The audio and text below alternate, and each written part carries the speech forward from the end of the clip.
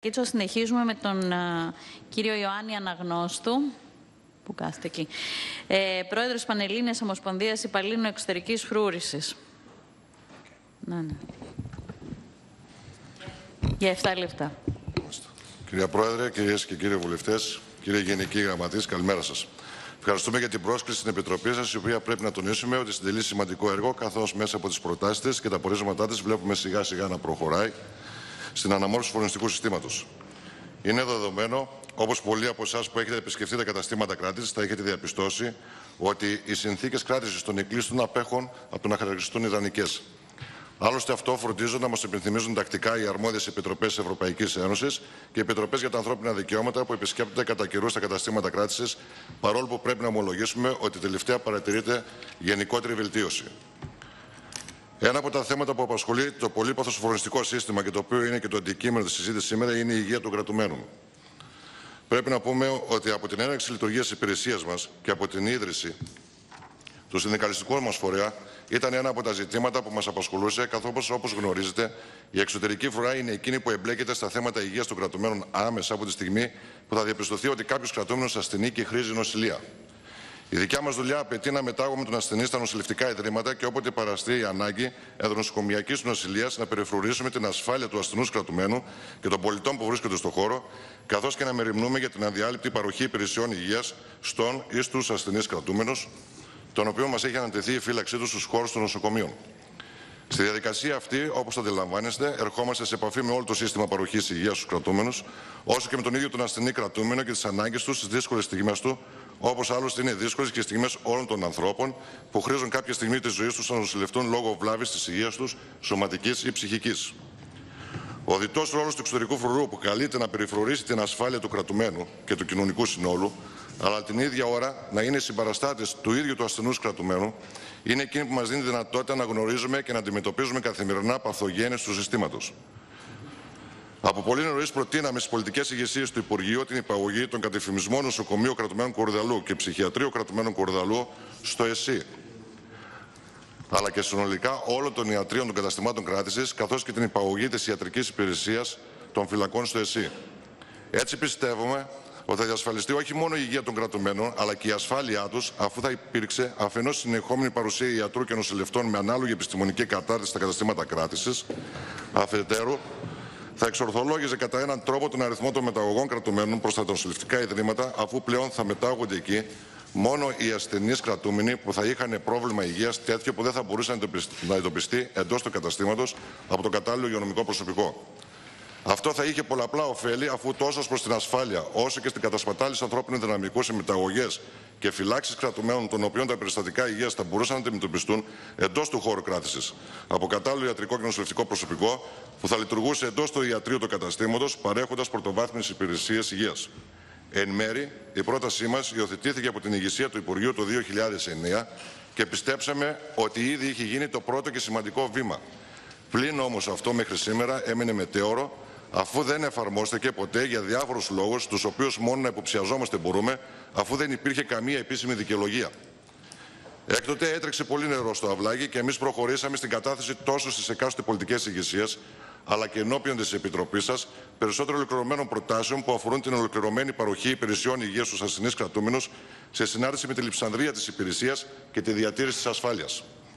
Με μεγάλη μας χαρά βλέπουμε σήμερα ότι η βούληση της πολιτείας, όπως εκφράζεται από τη συναρμόδια Υπουργεία, είναι να αντιμετωπίσει το θέμα της παροχής υπηρεσιών υγείας προς τους έγκλειστους στις διάφορες δομές του φορολογικού συστήματος, στην πραγματική του βάση, η οποία ξεκινά από την παραδοχή, πρώτον, ότι οι κρατούμενοι δικαιούνται την ίδια υγειονομική περίθαλψη όπως όλοι οι πολίτες.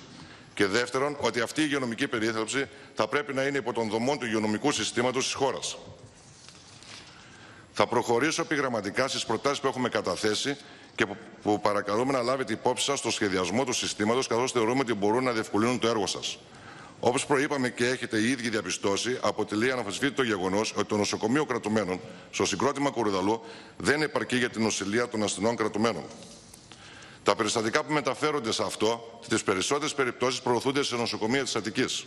Αποτέλεσμα αυτό είναι, πρώτον, η αποδυνάμωση της εξωτερικής φρουράς Κορυδαλού σε προσωπικό, αφού παραπάνω από τα 2 τρίτα του προσωπικού επιφορτίζεται με τη φρούρηση των ασθενών στα νοσοκομεία, απομένοντας μόνο το 1 τρίτον και πολλές φορές αρκετοί λιγότεροι για τη φρούρηση του συγκροτήματος.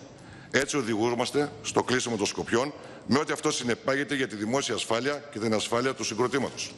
Δεύτερον, η αυξημένη υπέρμετρα έκθεση σε κίνδυνο τόσο των ασθενών πολιτών που νοσηλεύονται στους ιδίους ή παράπλευρους θαλάμους με τους ασθενείς κρατούμενους, των συνοδών και επισκεπτών αυτών, αλλά και του νοσηλευτικού και ιατρικού προσωπικού.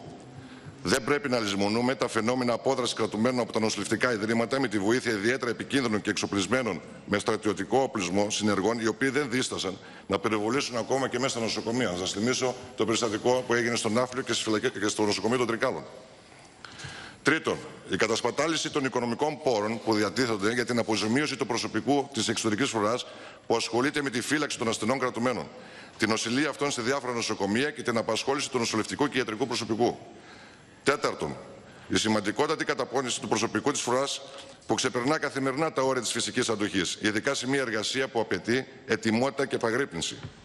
Έχουμε προτείνει, πρώτον, την ένταξη του νοσοκομείου κρατουμένου στο ΕΣΥ, τη στελέχωσή του με ιατρικό και νοσηλευτικό προσωπικό του ΕΣΥ και τη λειτουργία του σε επίπεδο κέντρου πρωτοβάθμιας φροντίδας υγείας αστικού τύπου με τη λειτουργία εντός αυτού θαλάμου βραχίας νοσηλείας. Δεύτερον, τον ορισμό συγκεκριμένων νοσοκομείων για νοσηλεία ασθενών κρατουμένων στην Αθήνα. Να γίνεται σε 5 νοσοκομεία της περιοχής του Πειραιά και σε 1 για τα πνευμονολογικά. Τρίτον, την ίδρυση πτέρυγας κρατουμένων σε νοσηλευτικό ίδρυμα της Αττικής. Τα πλεονεκτήματα αυτής της πρότασης είναι τέτοια που θα άλλαζε όλο το πλαίσιο της νοσηλείας των κρατουμένων, καθώς θα διαμορφωθεί ένα ασφαλές και ανθρώπινο περιβάλλον προς τους ασθενείς κρατούμενους με καλύτερες συνθήκες νοσηλείας για αυτούς. Από την εμπειρία μας, παρατηρούμε ότι οι κρατούμενοι στις περισσότερες περιπτώσεις έρχονται αντιμέτωποι με φοβικά σύνδρομα των πολιτών ή ακόμα και του ιατρικού νοσηλευτικού προσωπικού. Θα ήταν προφανώς ορθότερο να μεταβαίνουν σε μία ενιαία πτέρυγα νοσηλείας. Ενώ παράλληλα δεν θα βρίσκονταν σε επαφή με πολίτες, αποφεύγοντας έτσι διάφορα θέματα που εγείρονται σε σχέση με την ασφάλεια και τη συμπεριφορά αμφωτέρων πολιτών κρατουμένων φρουρών. Δικαίωμα δε όλων των ασθενών είναι τα επισκεπτήρια συγγενών και φίλων. Ωστόσο, αυτό το δικαίωμα των ασθενών κρατουμένων τη χάνει σε περιορισμό, καθώς δεν υπάρχει ασφαλές περιβάλλον στους θαλάμους των νοσοκομείων. Κατά συνέπεια, το επισκεπτήριο είναι ολιγόλεπτο και από απόσταση. Σε μια ειδική πτέρυγα όμως θα μπορούσε να γίνει και επιμελής έλεγχος των επισκεπτών, όμοιος με αυτόν που γίνεται στους επισκέπτες στα καταστήματα κράτησης και ο ασθενής κρατούμενος να έχει τη δυνατότητα ενός αξιοπρεπούς επισκεπτηρίου. Τελειώνω, κύριε Πρόεδρε. Τέταρτον, εξορθολογισμός λειτουργίας ψυχιατρίου κρατουμένου Κορδαλού και επανελειτουργία γυναικείου ψυχιατρικού τμήματος του Κορδαλό, προκειμένου να αποφευχθούν παρεντεταμένες νοσηλείες εκτός καταστήματος κράτησης. Πέμπτον, τη συνουσία και στην πραγματικότητα ένταξη των ιατρίων των καταστημάτων κράτησης στο ΕΣΥ και τη στελέχωσή τους με ιατρικό νοσηλευτικό προσωπικό καθ' όλο το 24ωρο. Έκτον, την ίδρυση θαλάμου νοσηλείας σε όλα τα νοσηλευτικά ιδρύματα, καθώς και την αύξηση των κλινών στους ήδη υπάρχοντες. Είναι γενικώς παραδεικτό ότι η ύπαρξη ειδικών θαλάμων νοσηλείας κρατουμένων στα νοσηλευτικά ιδρύματα εξασφαλίζει στο μέγιστο την ασφάλεια τόσο του νοσηλευόμενου κρατούμενου όσο και των πολιτών που καθημερινά επισκέπτονται τα νοσοκομεία για διάφορους λόγους. Δυστυχώς όμως παρατηρείται ακόμα και σήμερα ότι σε αρκετά νοσηλευτικά ιδρύματα, ειδικότερα σε εκείνα που βρίσκονται σε νομούς που φιλοξενούν καταστήματα κράτησης, δεν υπάρχουν τέτοιοι θάλαμοι ή υπάρχουν και δεν παραδίδονται για τη συγκεκριμένη χρήση για πολλούς και διάφορους λόγους. Προς ενημέρωση της Επιτροπής και κλείνω, αναφέρουμε εδώ ότι σύμφωνα με τα επίσημα στοιχεία του Υπουργείου Δικαιοσύνης, ο συνολικός αριθμός κρατουμένων που εισήχθησαν για νοσηλεία στα δημόσια νοσηλευτικά ιδρύματα από όλα τα καταστήματα κράτησης την τελευταία τριετία ανέρχεται σε 3.750. Για τη φρούρησή του στα νοσοκομεία χρειάστηκαν συνολικά 143.700 βάρδιες περίπου, η κάθε βάρδια είναι 8 ώρη.